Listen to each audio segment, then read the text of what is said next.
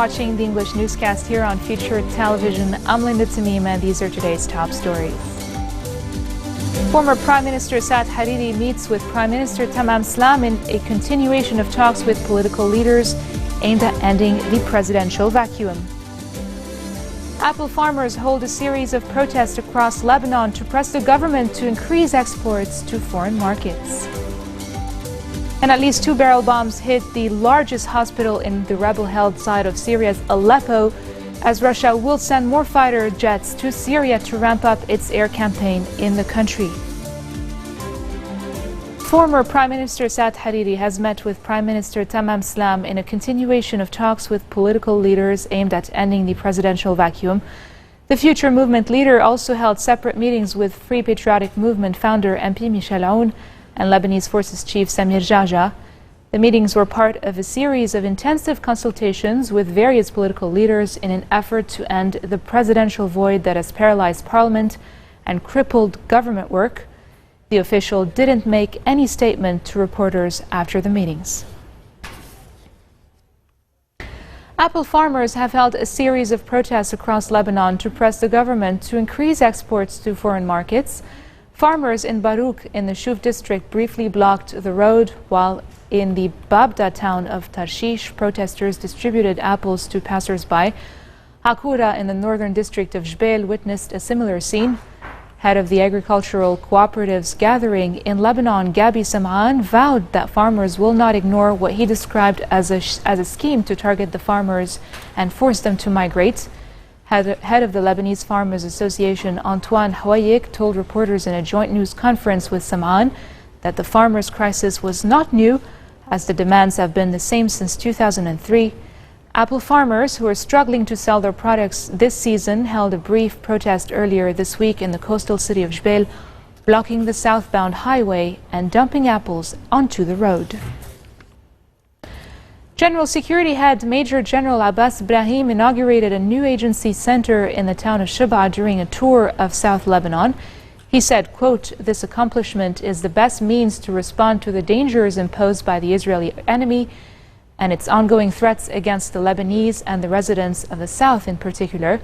He called the center a fulcrum in confronting sabotage and criminal networks and in revealing enemy agents seeking to destabilize the country and spreading sedition. Ibrahim also praised the ongoing cooperation between the General Security and UNIFIL, which provided the logistic aid necessary to establish the center, he said. Quarry owners and truck drivers in the southern district of Nabatea staged a brief protest against the closure of facilities in their area. Protesters in Far Ruman sat on the street demanding that the state reopen the quarries, which were their only source of income, especially since others in Dahr al-Bayda remained opened.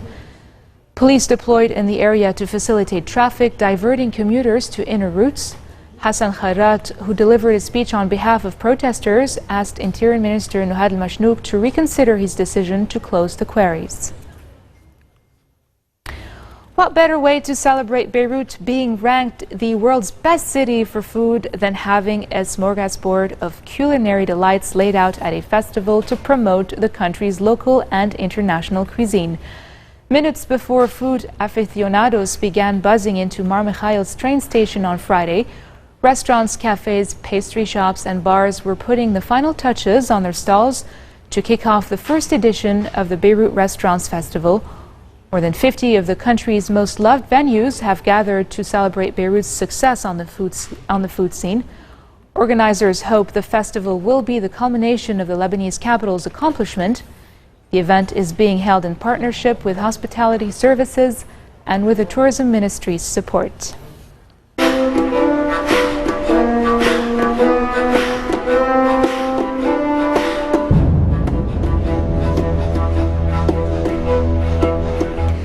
At least 2 barrel bombs hit the largest hospital in the rebel-held side of Syria's Aleppo city. The Syrian American Medical Society also said there were reports of a cluster bomb. Both M10 and the second largest hospital in the area, M2, had already been hit by heavy bombardment on Wednesday that UN Secretary General Ban Ki-moon denounced as war crimes. The Russian Foreign Ministry says direct aggression by the United States towards the Syrian government and armed forces will lead to frightening tectonic shifts in the Middle East. Russia is reportedly sending more fighter jets to Syria to ramp up its air campaign in the country as fierce fighting around the city of Aleppo intensified and diplomatic efforts to end the conflict stalled. A week into a new Russian-backed Syrian government push to capture rebel-held areas in eastern Aleppo, residents said the city was subjected daily to ferocious bombardment.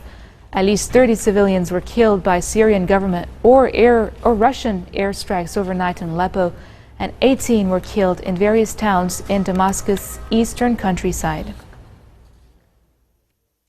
And still on the Syrian war, Secretary of State John Kerry's frustration with the failure of American diplomacy was on display as he defended U.S. efforts to help end the 5-year civil war in Syria during a meeting last week with a group of Syrian civilians, according to an audio recording obtained by CNN. But Kerry also expressed sympathy for the Syrians' demands that the United States intervene more forcefully amid Syrian and Russian airstrikes against civilians, telling the group that he lost the argument for using military force against the regime of Syrian President Bashar al-Assad.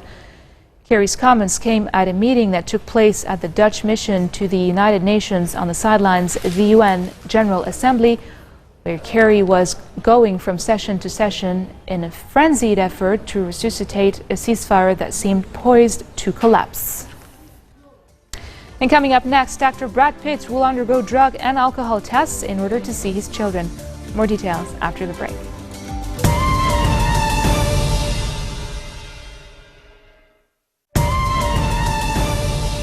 Welcome back. At least 3 people have been killed and 4 wounded in a suspected suicide car bomb attack at a restaurant in Somalia's capital, Mogadishu.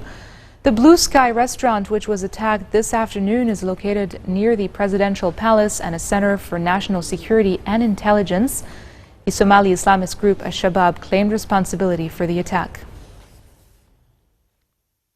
The sons of imprisoned drug kingpin Joaquin El Chapo Guzman are suspected of launching an ambush on a military convoy in northern Mexico, which killed 5 soldiers and injured 10 others.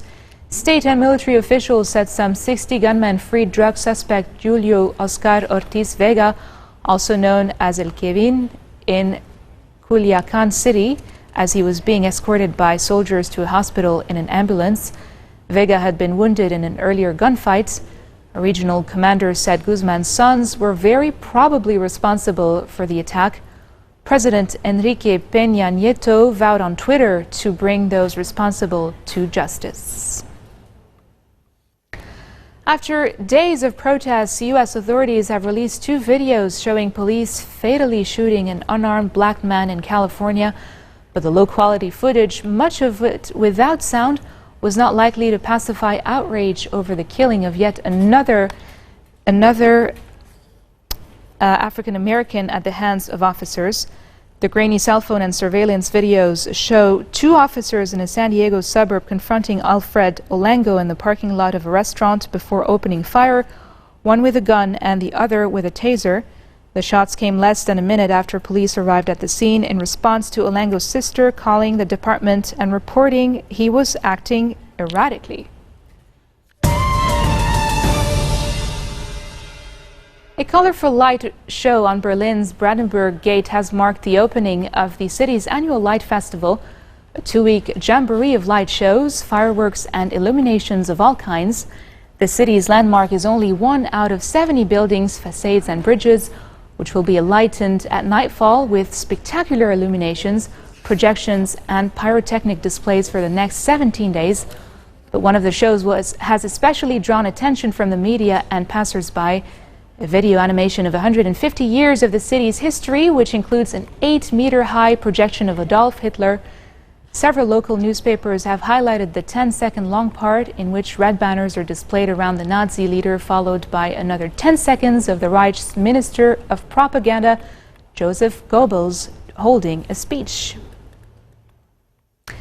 Moving on to Hollywood, actor Brad Pitt will undergo drug and alcohol tests as part of a temporary agreement with his estranged wife Angelina Jolie that will allow him to see their 6 children. The temporary agreement, which will run until October 20th, was the first breakthrough in the bitter split between the superstar couple since Jolie filed for divorce on September 20th.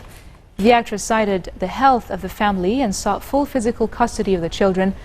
Pitt and Jolie both agreed to undergo individual counseling, and a source says Pitt's initial visit with the children will take place with a therapist. The couple, dubbed Brangelina during their decade-long romance, split following an incident on a private plane in which Pitt was reported to have lost his temper in front of one or more of the children. This marks the end of our bulletin for today. Now for a recap of our top stories. Former Lebanese Prime Minister Saad Hariri meets with Prime Minister Tamam Slam in a continuation of talks with political leaders aimed at ending the presidential vacuum. Apple farmers hold a series of protests across Lebanon to press the government to increase exports to foreign markets. And at least 2 barrel bombs hit the largest hospital in the rebel-held side of Syria's Aleppo city, as Russia will send more fighters jets to Syria to ramp up its air campaign in the country. Those are your headlines for this Saturday. I'm Linda Tamim, and I'll see you again tomorrow, same time, so enjoy your Saturday night.